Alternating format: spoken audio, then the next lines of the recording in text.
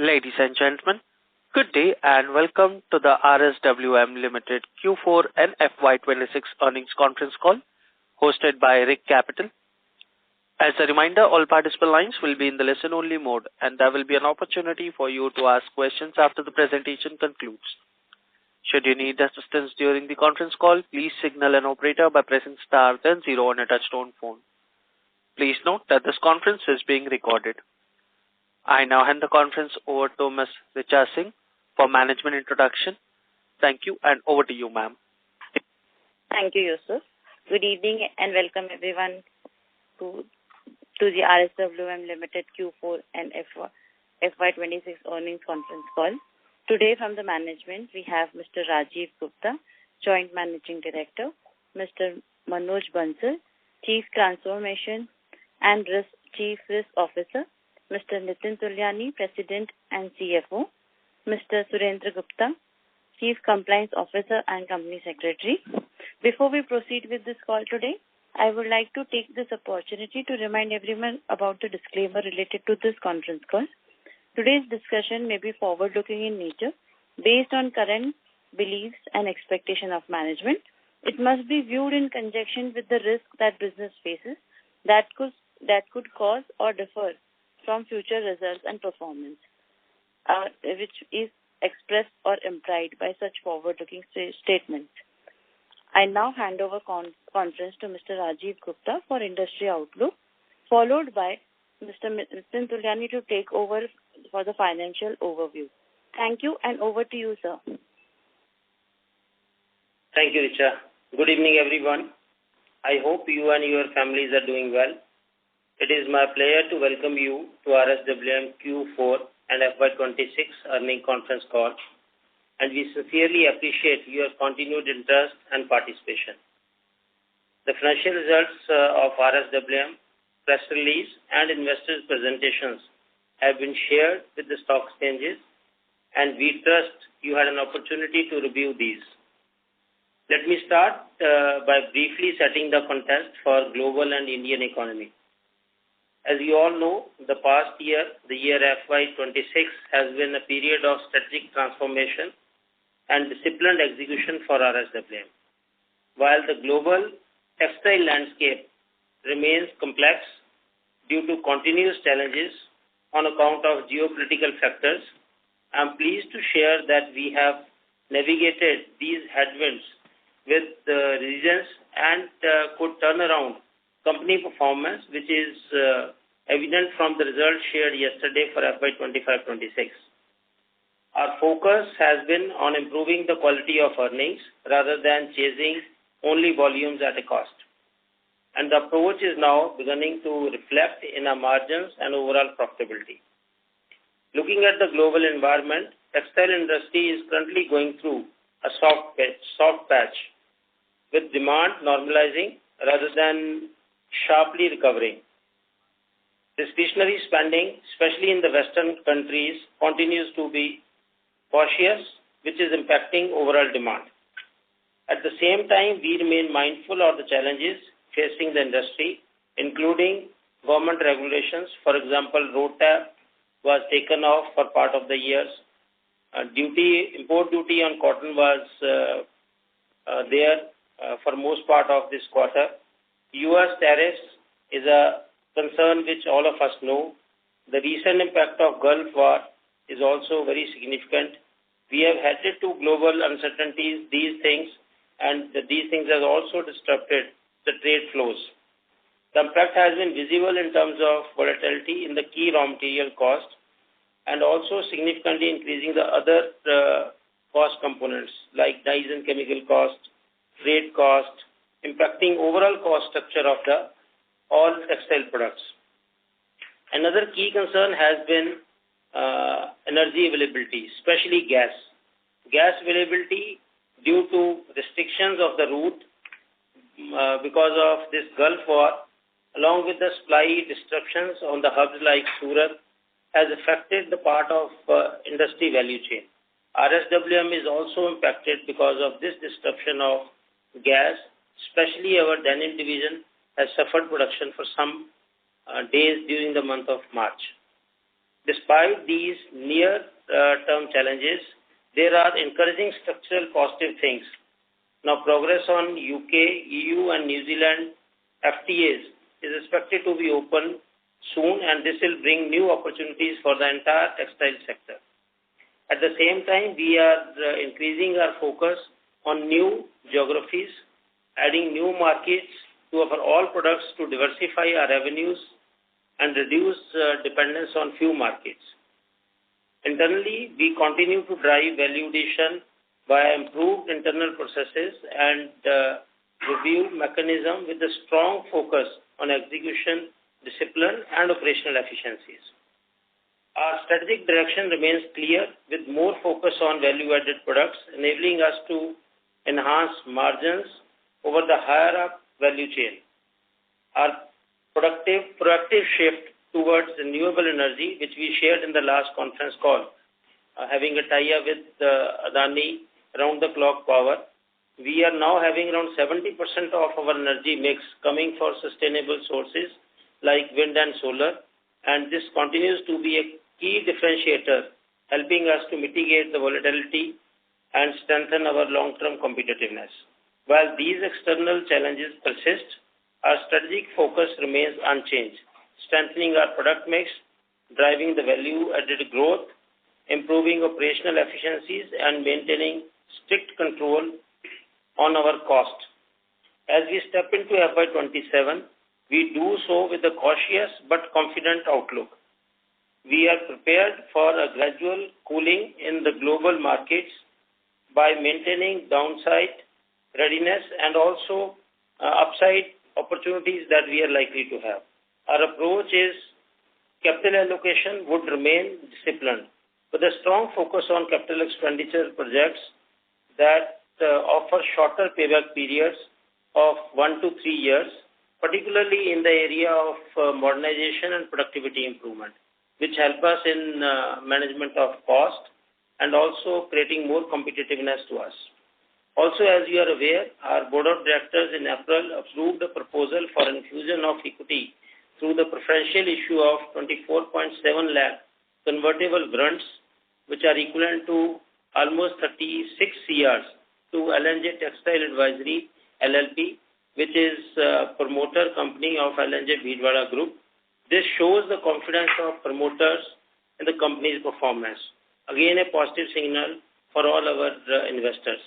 As I mentioned earlier, FY26 has been a turnaround year for RSWM, where we could move from negative EBITDA, from a negative PAT to a positive PAT. So this significant improvement, we are sure we will be able to carry this forward, and this will further strengthen our financial position for FY26-27 through our financial prudence, strong operational controls, and growth-oriented initiatives. I would like to thank all the members of RSWM family for dedicated efforts during this full year FY25-26, Board of Directors for the timely advice, confidence of our valued shareholders, and support of our chairman, which enable us to turn around this company in this year. With visible margin improvements across quarterly and full year periods, we believe RSWM is well positioned to deliver profitable and sustainable growth in the coming quarters as well. With this, I would now like to hand over this call to our CFO, Mr. Nitin Tuliani, to take you through the financial performance for more details. Over to you, Nitin. Thank you, sir. Good evening, everyone, and thank you for joining us on the Q4 and FY26 earnings call. I'll take you through the key financial highlights and the operational metrics for the quarter and full year period ended March 2026. Like the business environment during the quarter reflected a gradual stabilization across the textile value chain following a period of demand volatility. While recovery in the global market remains measured, we are seeing early signs of improvement driven by the normalization of the inventory level and relatively better visibility in the select sector. From an industry perspective, there is a clear shift toward the value-added and the differentiated product category. Coming to the financial performance for Q4 FY26, revenue from operations stood at 1142 crore, registering a quarter-over-quarter growth of 4.5%, while declining 9.1% year-over-year, primarily due to weaker export demand. Our exports showed a recovery of 11.4% quarter-over-quarter at 368 crores, indicating early signs of improvement.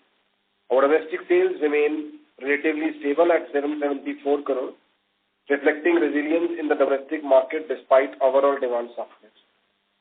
Power and fuel costs stood at 123.3 crores in Q4, reflecting a sequential decline of 4.6 crores from 127.9 crores in Q3 FY26, driven by the improved utilization for the renewable sources of energy. On a year-on-year basis, costs were marginally lower by 1.5 crores compared to 124.7 crores in Q4 FY25, indicating a stable input cost management despite the external volatility. EBITDA stood at 85 crores, up 4.3% quarter-over-quarter and 8.5% year-over-year, with margin being stable at 7.4% quarter-over-quarter and improving by 115 basis points year-over-year, supported by operating leverage and cost efficiency.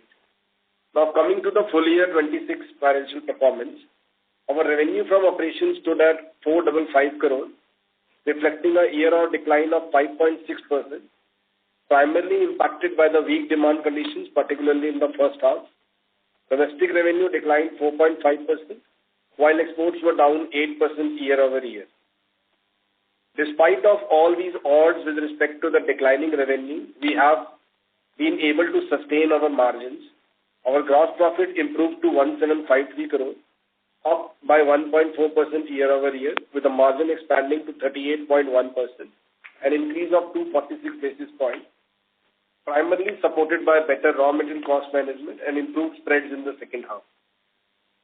The cost of raw material declined 9.5% year-over-year to 2801 crores. Our employee cost marginally increased by 1.8% year-over-year, while power and fuel costs reduced by 3.4% year-over-year, reflecting effective cost control. For the full year, there has been a reduction of 17.6 crores in the overall power and fuel expenses. The consistent reduction underscores the company's focused initiative on energy optimization, operational efficiency, and cost realization, contributing positively to the overall margin performance.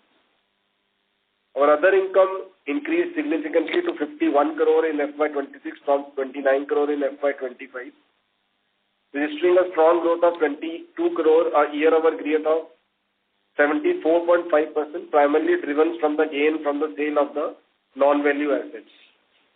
The full year finance cost for FY26 was 123 crores, down from 135 crores in FY25, a steep decrease of 12.5 crores, or we can say 9.2% compared to the last year. Following the enactment of the Income Tax Act 2025, which got implemented from 1st April 2026, which provides us an option to move to a conceptual corporate tax overall at a rate of 25.17%, including surcharge and sales carry forward of MAT credit, we have reassessed our deferred tax liability at 25.17% as of March 31st compared to 35% earlier. The company has decided to opt for this new tax regime from FY27, resulting in the overall reduction in the deferred tax liability by 22.66 crores. Other expenses declined 8.3% year-over-year to 441 crores, highlighting the continued focus on operational efficiency. The EBITDA stood at 327 crores from 233 crores, registering a strong growth of 40.5% year-over-year, with margins improving to 7.1% from 4.8%, an expansion of 231 basis points. Our PAT stood at 52 crores compared to the loss of 41 crores last year, with margin improving to 1.1% from being negative 0.9%, which clearly reflects a strong turnaround in profitability. From the balance sheet perspective, our net worth increased to 1372 crores in FY26 from 1308 crores in FY25. Total borrowing reduced to 1510 crores from 1621 crores last year, reflecting continued deleveraging and a stable capital structure. The capital deployed remained steady at 3,468 crore. On the asset side, we saw improved working capital efficiency with inventory reducing to 620 crores from 730 crores and trade receivable declining to 631 crores from 696 crores.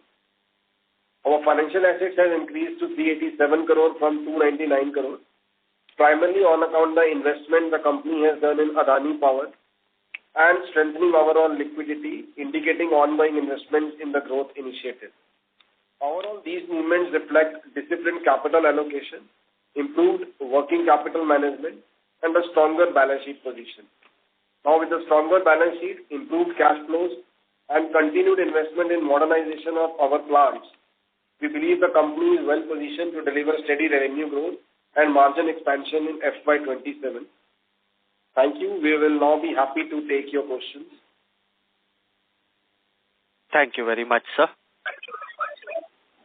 We will now begin the question and answer session. Anyone who wishes to ask a question may press star and 1 on the touchtone telephone. If you wish to withdraw yourself from the question queue, you may press star and 2. Participants are requested to use handset while asking a question. Ladies and gentlemen, we'll wait for a moment while the question queue assembles.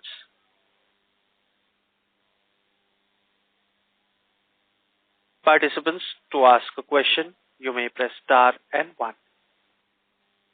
First question is from the line of Saket Kapoor from Kapoor & Co. Please go ahead. Yeah. Namaskar, sir. Hope I'm audible. Namaskar.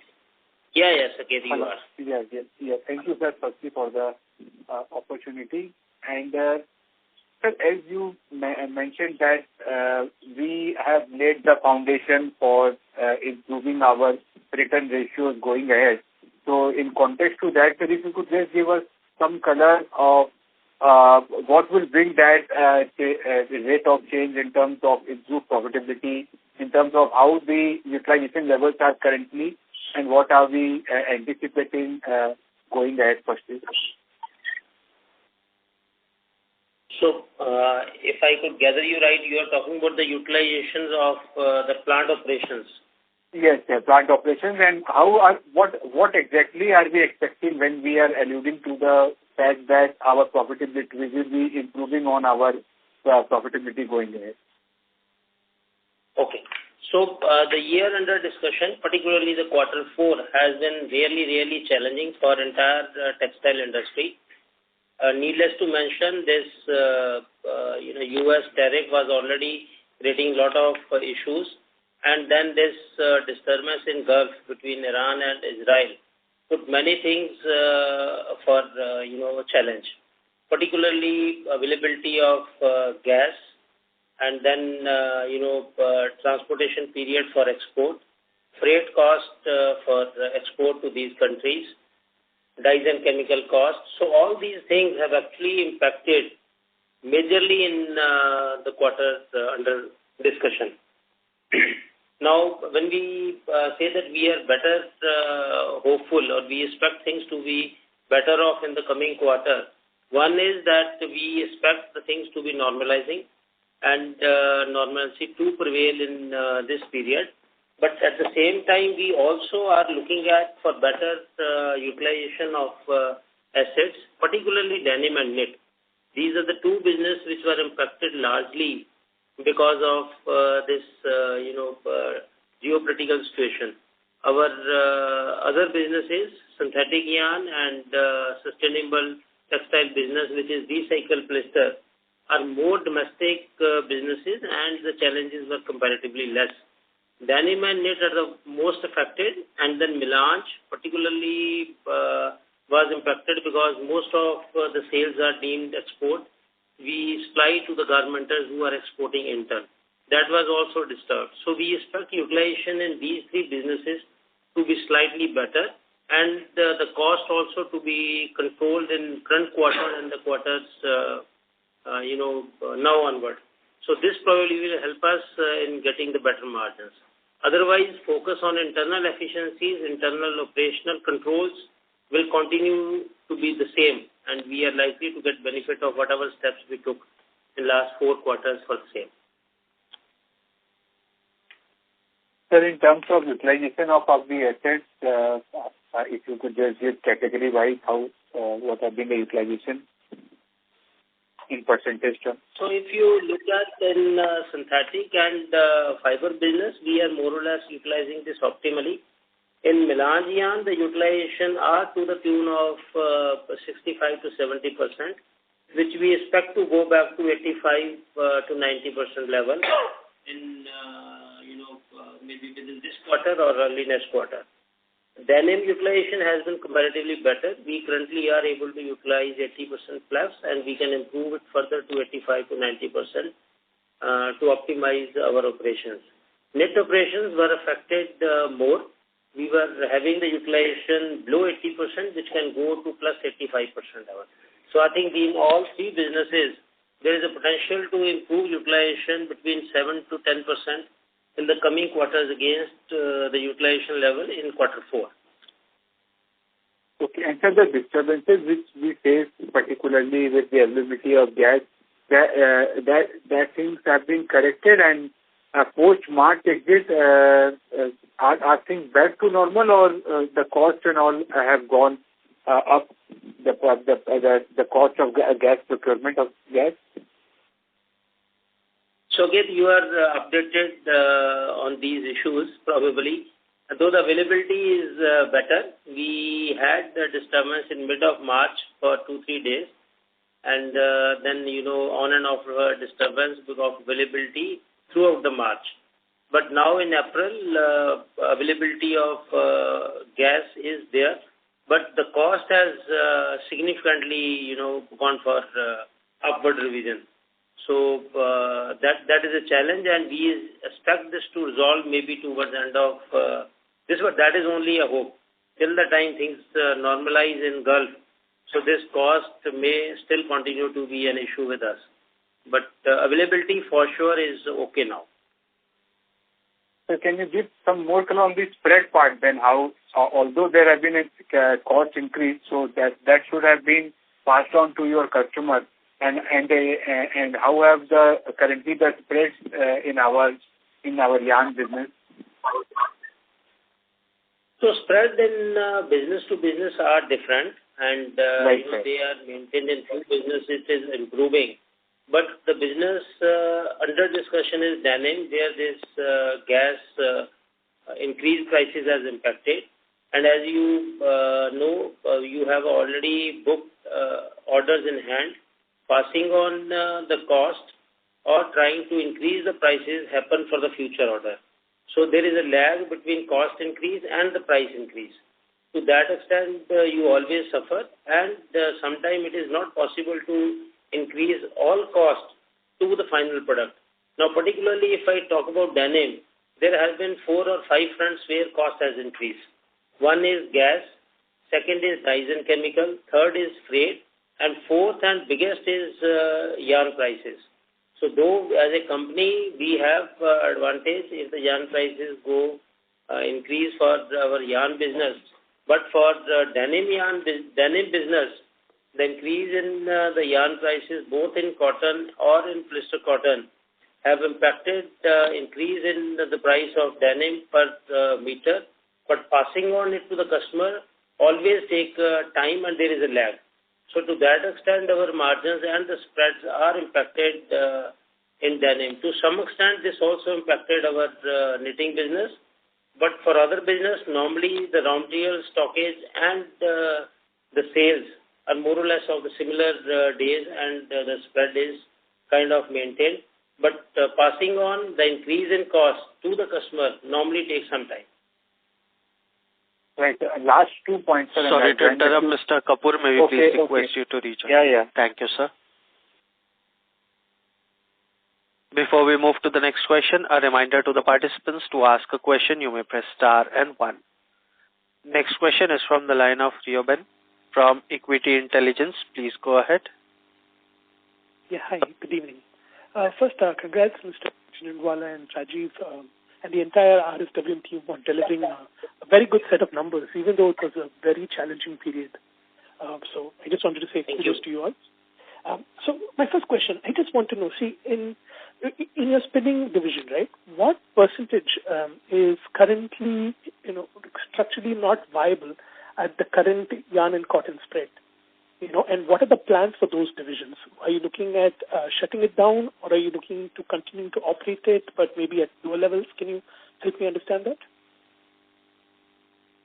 So I appreciate you continue discussions from the last investors call we had.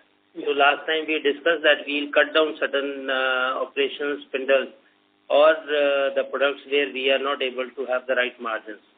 So we did that as we discussed in the last conference call also. Operations of chhata spinning were curtailed, which was having inefficient production, and we were not able to clock the required margins there. Few other products within the businesses were changed for the better products where the margins were there. A lot of work has been done on product mix and elevating the product from low contributing to better contributing products. So at the same time, we are not emphasizing any close of spindles or loom or other operations in this quarter and next quarter for want of those challenges. Probably that journey is largely done, and we will keep on evaluating as and when it is required. Okay. So, see, at the current, the spread, your margins are at, EBITDA margins are around 7.6%. So it has been steadily increasing. But and where do you see this the spread going to be?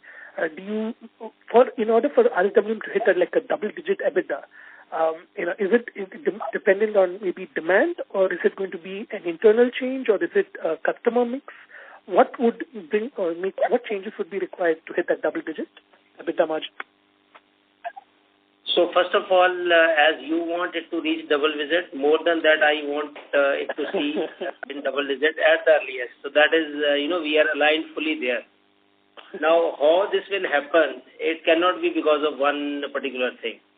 It has to be a combination of many things. All internal operations have to be, at the right level of performance.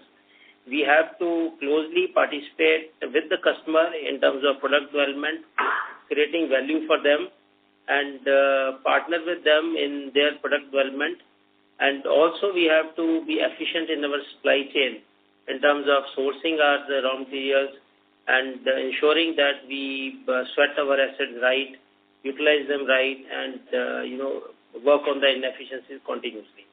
So the directions which we have started in FY26, we like to continue in the coming quarters as well.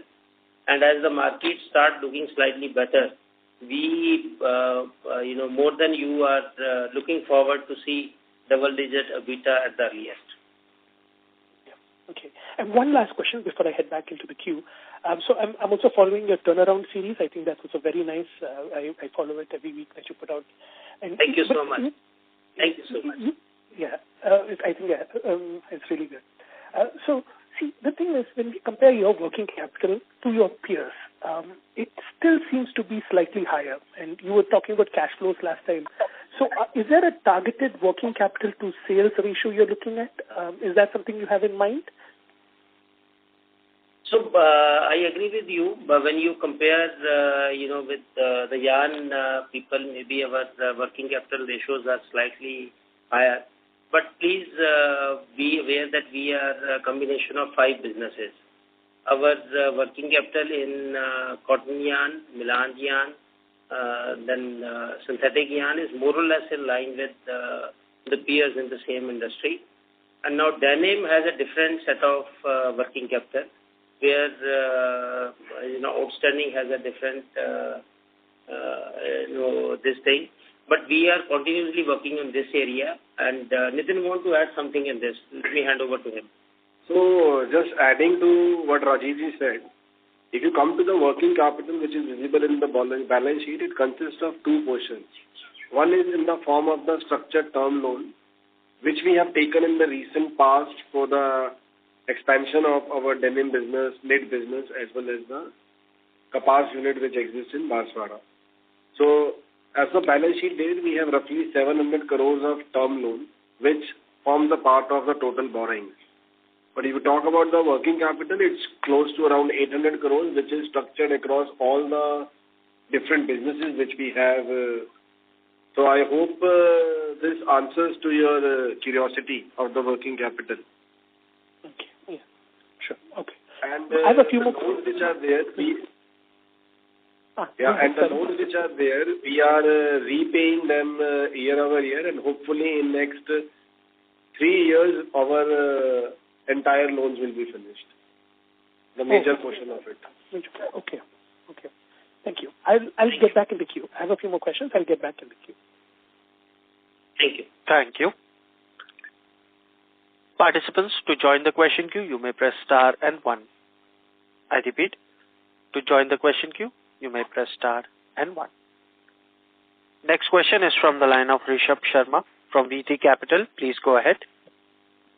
Hello. Thank you for the opportunity. So, sir, could you quantify the PAT impact of the deferred tax reversal in quarter 4 and help us understand the normalized earnings run rate going forward? So if you want to understand the PAT, so in overall there is a impact of 23 crores for the deferred tax liability which we reverse. If we have opted for the existing income tax rates, we would have closed the PAT at 29 crores. And this is clearly given in the notes to accounts also, if you have gone through the same. Okay, got it. And the revenue decline has been sharper than the industry expectations over the last few quarters. So are we losing market share in any categories, or it is the weakness entirely demand driven? Okay, so good that you observed that. I was expecting this question. So this revenue decrease is in 2 fronts. One is that we closed Chhatha operations. So for the year, we had approximately 250 CR of revenue from Chhatha spinning, so which has impacted this revenue degrowth. And second has been tough marketing environment, particularly because of US tariff, which we have witnessed in quarter 3. That impacted our major exports. So I think these are the 2 major causes which has impacted this revenue. And as I mentioned earlier, we focused more on the profitability than pure revenue. So wherever it made more sense for us, we worked on the operations in a way that we may have less volume, but it should be profitable revenue. Okay, got it. Sir, under RSWM 2.0, we are seeing that turnaround in the company's profitability. Can you share the current year KPIs or target under which this initiative, particularly around margins and ROCE? So I'm happy that you want to know, the current year targets and everything. I can share with you that we will continue to work in the similar fashion. And the outlook at this point of time is that current quarter is going to be slightly better or equivalent to last quarter. And our KPI remains EBITDA, revenue, and positive cash flow. So working capital control, EBITDA enhancement, and revenue maintenance are the major key capex major 3 KPIs that entire organization is working on. Then you have each department have operational KPIs, but broadly as an organization, we are focused for sustainable growth. So, sir, in the EBITDA, which factor would be the most positive step which will be giving the outcome positive? So there has been, you improve where you lack. So we have been, having a lot of challenge in our knitting business in the year 26, and with the new FTAs with UK and EU happening. So, and this US tariff now being settled, this business of knit is likely to improve, and a beta enhancement will happen from there. Secondly, as we discussed in last and call prior to that we are having 92 crores of expansion in our knitting business. We are adding printing as one of the segment, So as a result of this new capex, we may also add EBITDA in third and fourth quarter in our knitting business, accordingly. So, sir, any capex plan in the future? So currently we are not having any major capex. There are two things which are happening. One is this knitting expansion, which is under execution, and we are implementing that. Then we have certain modernization capex for all the plants where we want assets which are old that be replaced, and these are the two major things we are doing in RSWM. Thank you, sir. Hope we are doing better results in the future, and thank you very much. Thank you so much for your wishes. Thank you. Participants, to ask a question, you may press star and 1.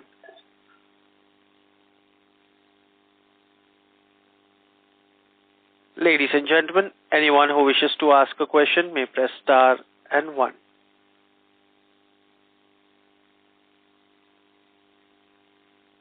Next question is from the line of Rohit Ori from Progressive Shares. Please go ahead. Hi team, Rajivji, Nitinji, many congrats on this genuine operational turnaround that the company is showing. I hope it is not some cyclical optical recovery, but I think that all the efforts that you are putting in since last two years or so, they tend to be showing fruits right now. Thank you, Rohit. So I have some questions. Very quickly, I'll go through them. The first one being that we see this good growth, but in terms of the recovery that is coming through, how much percent would you attribute to maybe product mix or maybe the discounting which you must be giving lower to the clients or customers? In addition to that, the energy optimization or inventory discipline, or is it because of the exit of some low margin businesses that you have? How much percent would you give to each of these entities? Okay, so Rohit, first of all, thank you very much, and I will assure you that this is not a cyclical thing. The year under consideration has been really very tough for us as well as for entire textile industry. Whatever could have been uncertainties prevailing in the world have prevailed in this year as a whole. So the year was tough, and the turnaround which we are seeing is more because of internal operations than market-led. Now, coming to what led to this turnaround, or what are the basis of this recovery. So largely, as you mentioned, this is optimization of product mix.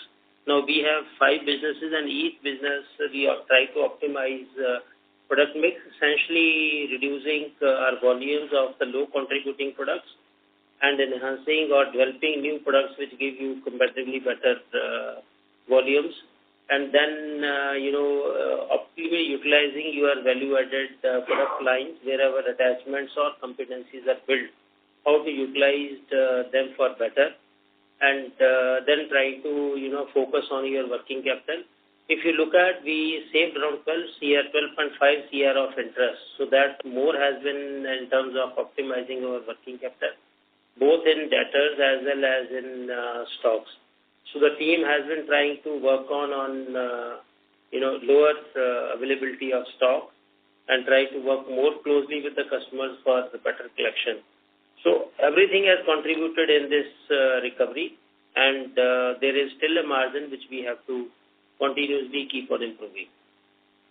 To Rajivji, how much percentage would be the value-added products or value-added volumes, if you have that number handy with you? So it will vary from business to business, but still we have a very less, products which are really value-added.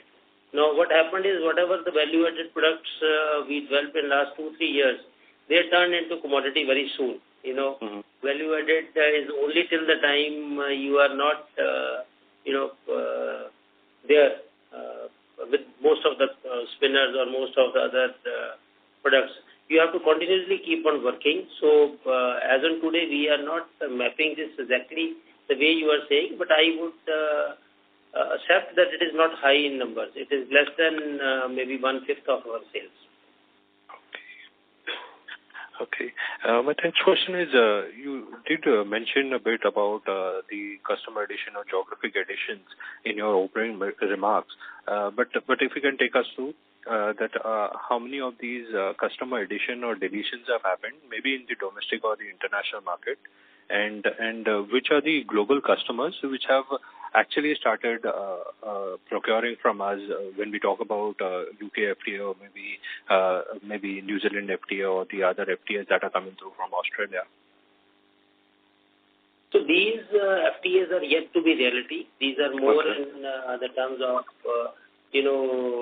expectancy, and we will have a real implementation of this early next year or maybe towards the end of this year.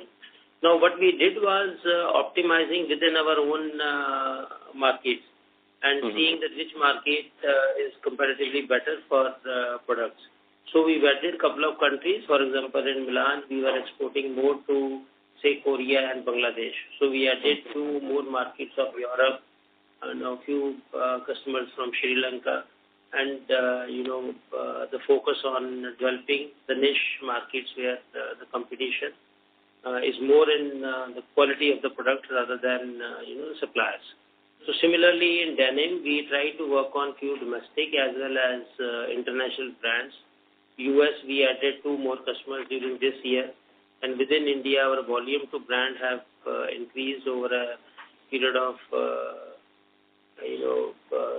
time. Nomination business and, this specialized cottons or fibers is another thing which we focus.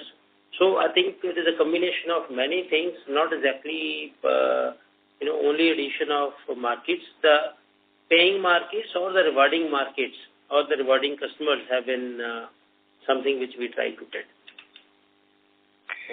Okay, that's encouraging. So you mentioned about this investment made in the knitting business, which is around 92 crores. So can you take us through that? What sort of asset turns or maybe the EBITDA margins that you expect from this business going forward, maybe in next 1.5, 2 years or so? Okay, fine. So Manoj Bansalji is with me. He is leading this project. I'll request Manoj to, update us. Yeah, hi. Currently, we have around 600 tons of net capacity, which we're taking to 900 tons. So one of the additions we're doing is printing. So out of 900, 120 tons should be knitting. So this actually adds a new product segment. With this 900 tons of expansion, probably our product mix will be better than what we are supplying today. That is number one. Currently, the EBITDA, we are actually, we intend to kind of implement the entire project in the third quarter of this year. So once this is in place, we are definitely, expecting the EBITDA improvement by 3 to 4% in the current levels. So that is what our outlook is. And obviously, with this improved product mix, as Rajesh mentioned, we are targeting the number of new markets, both India and outside. So this will actually strengthen the entire business per se. Okay. Sir, anything would you like to share on the Green Belt project? Anything on the capex guidance, or maybe that what is the threshold that you're targeting for this RPET? Yeah, see, this B2B project is the total capex is 427, which you already shared with is on the public domain. So this project we already started working. This project is coming in Ratnam, place called is in NP. So we intend to start the construction in the middle of May per se. Land is already acquired, everything is there. We've already got the consent to establish certificate from the government. So intended to start towards the middle of May, and we want to make it operational next year, the first quarter of the financial year. That is the overall plan. And we are very exciting about this project, and machines, etc. have been finalized with this project. So that is about the B2B project. In case you have any specific question on B2B, I can give answer on that. But as of now, this is the plan on ground. Okay.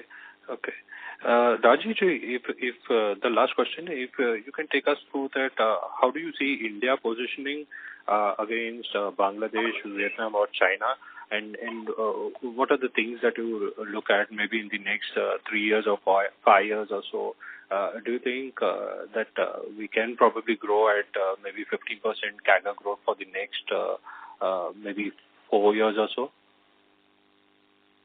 So Government of India has worked out a very clear growth plan, and Ministry of Textile along with all other ministries including Ministry of Commerce and Finance Ministry is supporting. We are getting the required tools, and with the FTAs of UK and EU coming in, we will have an excellent opportunity as a country for textile industry to make an impact. Now, India has abundance of cotton. The government is also encouraging man-made fibers to create. Now, if you talk about Bangladesh and Vietnam, Bangladesh has a huge garmenting capacity. And India still is predominantly a spinner, which is catching up in downstreams like knitting, weaving, and processing. But in garmenting, we still have a major gap. So next 3 years, if you look at India as a country, has to focus more on creating more garmenting facilities and then try to see that we build on and we come up to this story of Indian government's target of going to 100 billion export from 39 of current and 250 billion in domestic from current of 147. So I think with all the things falling in place, whatever we missed in last 3-4 quarters, next 2-3 years are going to be good period for the Indian textile industry if geopolitical situations settle down.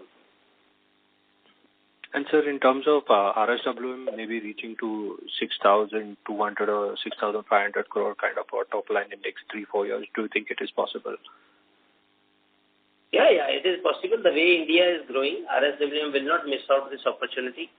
Only thing is, let's keep our fingers crossed, and we need the well-wishers like you.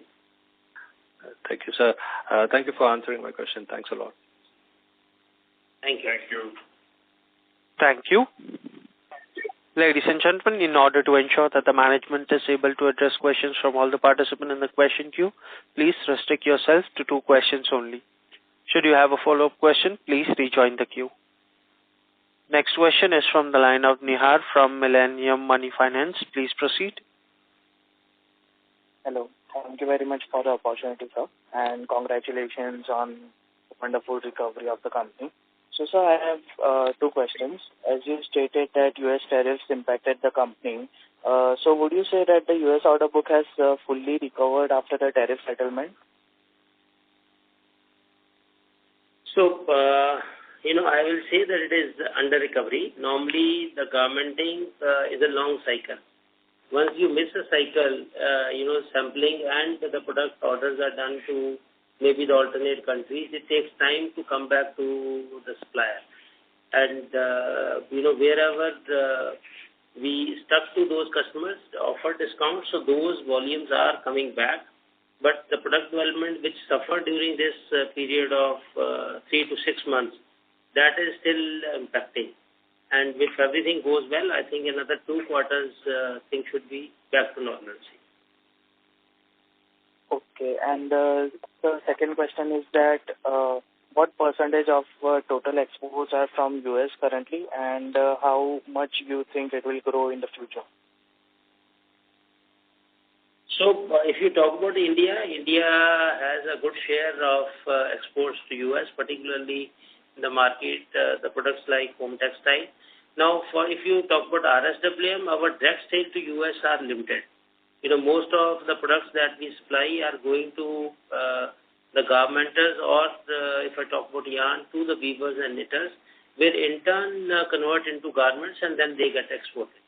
So our exposure to U.S. market is not direct.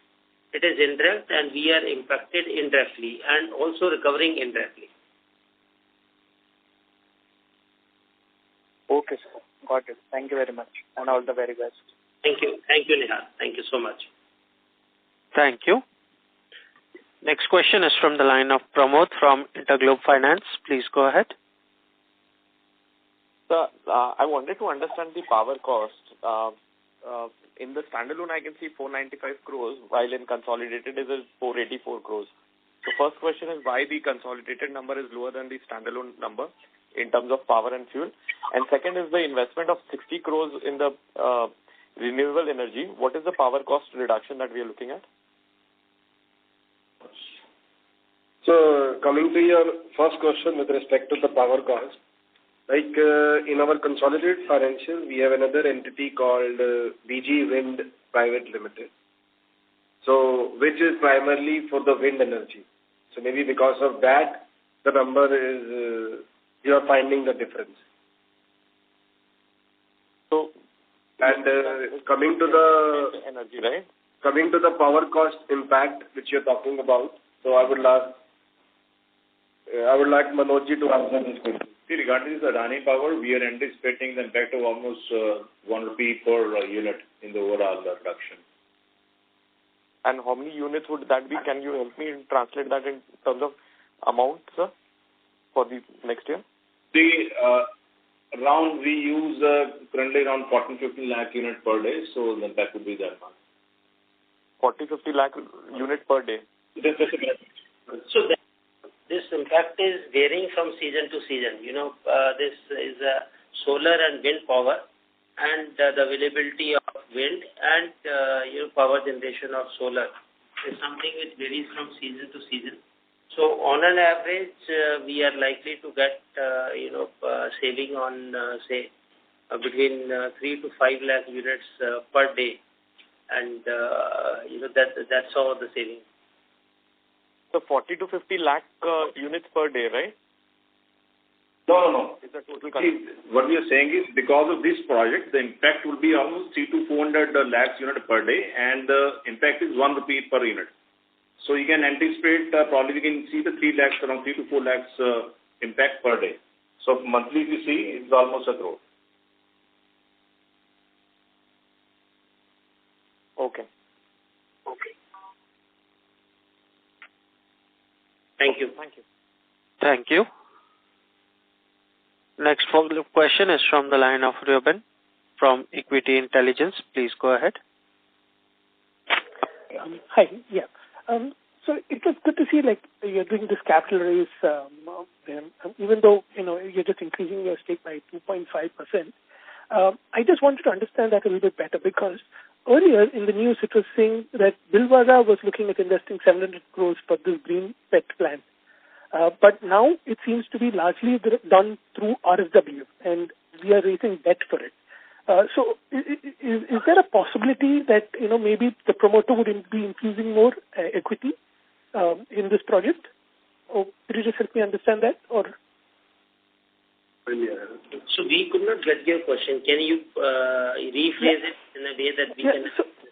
So before it was like Bhilwara was looking at investing 700 crores. That's what I read in the news.